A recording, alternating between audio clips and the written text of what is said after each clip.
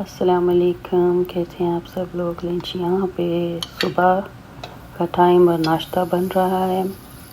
मैं अपने और शहरियार के लिए नाश्ता बना रही हूँ।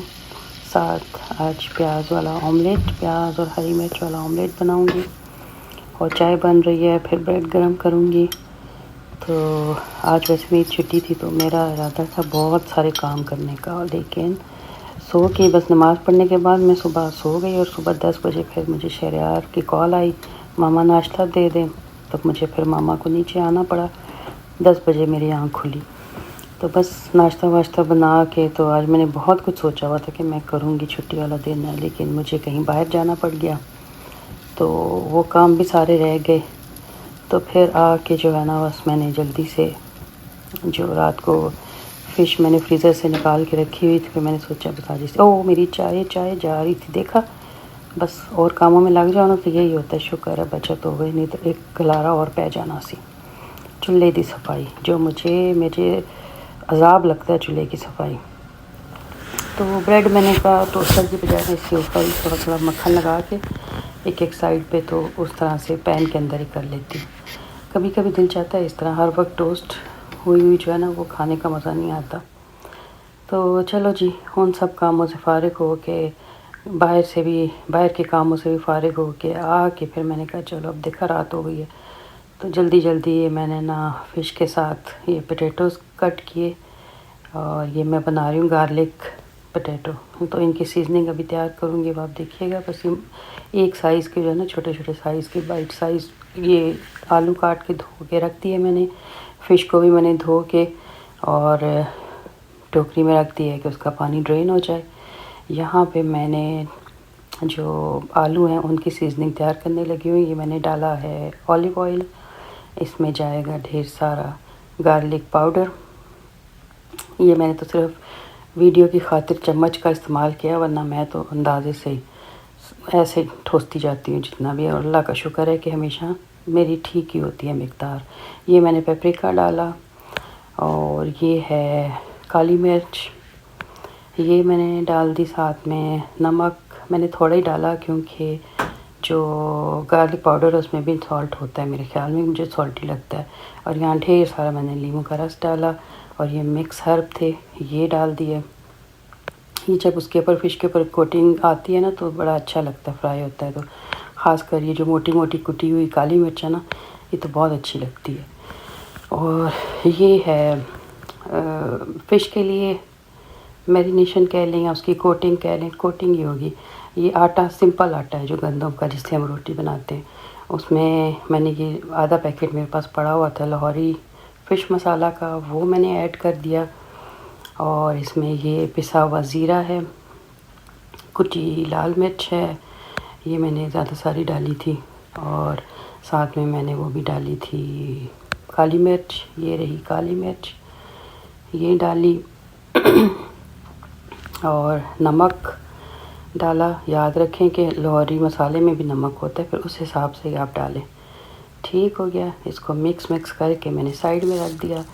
यहाँ पे मैंने बेकिंग ट्रे ली, उसमें मैंने ये पेपर लगाया, पार्चमेंट पेपर, और जो आलू मैंने धो के रखे हुए थे, अच्छे ड्राई भी हो गए थे, उनको उस पर बिछा दिया। और फिर उसके बाद उसकी सीजनिंग जो बनाई हुई थी वो सारी उसके ऊपर डेल दी। तो अवन भी मैंने 450 पे प्री हीट के लिए ऑन कर दिया हुआ था। तो जैसे ही बस ये रेडी होंगे, साथ साथ ऊपर मैं फ़िश बनाती रहूँगी, नीचे अवन में आलू रेडी होते रहेंगे। यहाँ पे मैंने कहा अब चम्मच न मारो गोली, तो चलो अपना काम करने हैं। अल्लाह ने हाथ दिए हैं, उनसे अच्छी तरह से देखा कितना अच्छा मिक्स हो गए, सारा एक एक आलू पे अच्छी कोटिंग हो गई। तो चम्मच से मैं फैशन ही करती रहती, क्या फ़ायदा, बाद में बंदा हाथ धो लेता है, एड्डी केड़ी वड्डी गल है। तो बस इनको अच्छी तरह से बिछा के रख दिया। अब यहाँ पे मैंने फ़िश की तैयारी शुरू की। तो मैंने एक फ़िले के 2 पीस कर लिए, ज़रा पकाने में इजी हो जाता है, आपके बर्तन में सही पूरी आ जाती है। और मुझे लगता है कि ज़रा छोटे पीस हों तो पकते भी अच्छे हैं, जल्दी हो जाते हैं।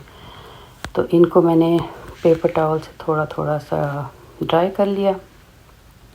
रखी तो मैंने काफ़ी देर से थी, तो पानी तो ऑलमोस्ट उसका निकल ही गया था, पर ऊपर से हल्का उसको ड्राई कर लिया मैंने। फिर उसके बाद एक एक पीस को उठा के आप आटे में बस उसकी कोटिंग कर लें दोनों तरफ से अच्छी तरह से।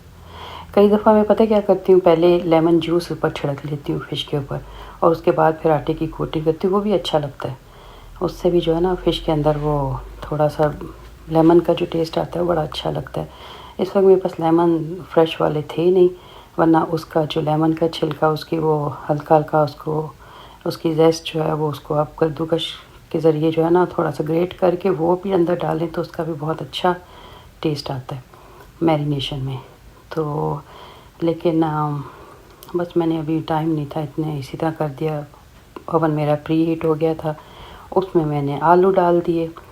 तो आलूओं का मैंने टाइम नोट नहीं किया, बस जितनी देर में मेरी फ़िश हुई नीचे आलू भी रेडी हो गए। 25 मिनट लगे होंगे, मुझे एग्जैक्टली अब याद नहीं है। तो बस देखें इस तरह से जो है ना फ़िश का अच्छा सा गोल्डन कलर आ जाए, और ज़्यादा भी आप कर सकते हैं। मैंने ज़्यादा बाद में मैंने जो दूसरा बैच किया था उसका थोड़ा कलर डार्क कर दिया था, क्योंकि फिर मेरे हस्बैंड कहे थे कि नहीं नहीं वेल डन करो, वेल डन। तो फिर मैंने उसको चंगा वेल डन किया। तो ये देखिए कितनी खूबसूरत लगी। और ये काली मिर्च जो हर्ब्स डाले थे वो जब ऊपर नज़र आते हैं ना तो बड़ा अच्छा लगता है। तो वैसे बड़ी अच्छी बन गई थी, मिर्च मसाला सब कुछ बड़ा अच्छा बराबर था। ये मैंने पीसेस जो बचे थे इनको मैंने थोड़ा ड्राई करके साइड में रखा। फिर बाद में उनकी बारी आई। आलू देखे, पोटैटोज़ मेरे, गार्लिक पोटैटो मेरे रेडी हो गए हैं। तो कितने तो मैं ऐसे ही खा गई।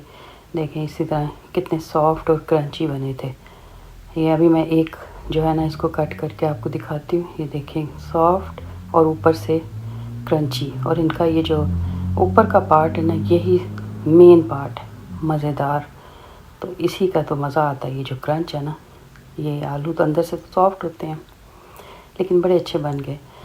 तो इस तरह से मैंने सबको प्लेटें बना कर दी, उन्होंने खाना खाया माशाल्लाह से अल्हम्दुलिल्लाह। और बस मैं फ़ारिग हो गई। आज तो मैं जल्दी फ़ारिग हो गई, 8 बजे फ़ारिग हो गई थी।